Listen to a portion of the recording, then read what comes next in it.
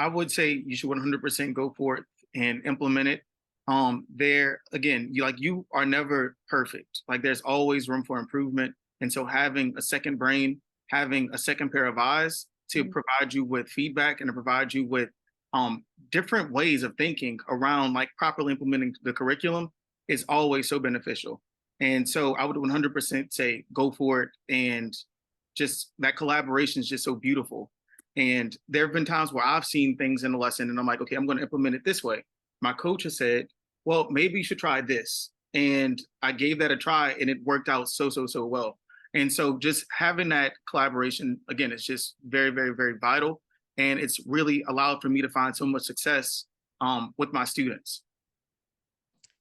So coaching is also sometimes seen as a negative, and I really appreciate how you're talking about it as a positive.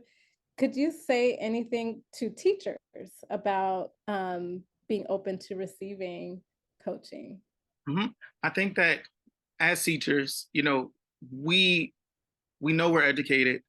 We are going to do what we need to do in order to make sure our students are successful, but we can always do it better. And Mhm. so, with that responsive coaching, we're able to, again, get additional information that we might not have processed in that way from someone else. And I don't think that we are ever too perfect. We can always do things better. And so it's vital and it's vitally important to be receptive to the feedback from an administrator, from your instructional coach, whoever it may be, and properly providing the students what they deserve, which Mhm. is a high quality education.